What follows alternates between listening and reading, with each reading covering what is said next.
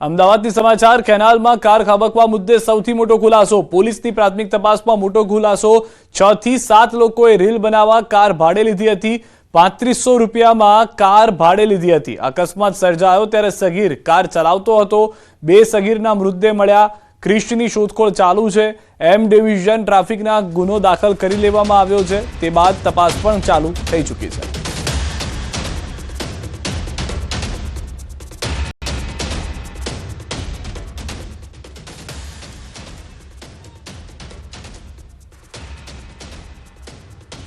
ત્રણમાંથી બે માઇનર હતા અને એક માઇનર નથી હતા એના બે જણાની લાશ સવારે મળી ગઈ હતી અને એકની તપાસ અત્યારે ચાલુ છે બે સગીર છે એમની લાશ મળી ગઈ હતી એકની વાસના પોલીસ સ્ટેશનની વિસ્તારમાં અને બીજાની વેજલપુર પોલીસ સ્ટેશન મેટ્રોની નજીક મળી ગઈ હતી અને એક જો આપણા માઇનર નથી એની અત્યારે તપાસ ચાલુ છે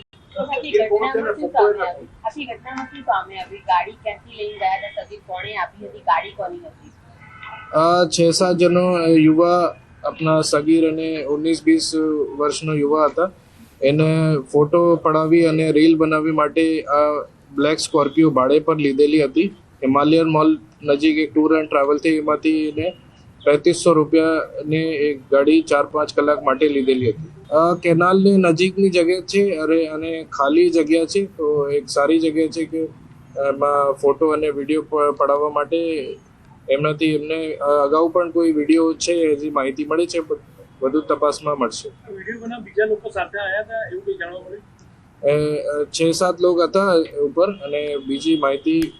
તપાસ પછી મળશે બે સગીરમાંથી એક સગીર હતા જો ગાડી में ડ્રાઇવિંગ સીટ પર હતા કોઈ યુવતી હતી કે કેમ સાથે ના કોઈ યુવતી તો ઘટનાની જાણ થતાં સૌપ્રથમ પીસીઆર વાન પહોંચી હતી જેમાં ફરજ બજાવતા પોલીસ કોન્સ્ટેબલ મનોજ મકવાણાએ રેસ્ક્યુ માટે જીવને જોખમમાં મૂક્યો સ્કોર્પિયો ગાડીમાં એક યુવક ફસાયો હોવાનું સ્થાનિકે જણાવતા દોરી લઈને કેનાલના પાણીની અંદરમાં ગયા કેનાલમાં કૂદી કારનો કાચ તોડ્યો પરંતુ કારમાં કોઈ મળ્યું નહીં લોકોએ પોલીસ કોન્સ્ટેબલની હિંમતને પણ બિરદાવી હતી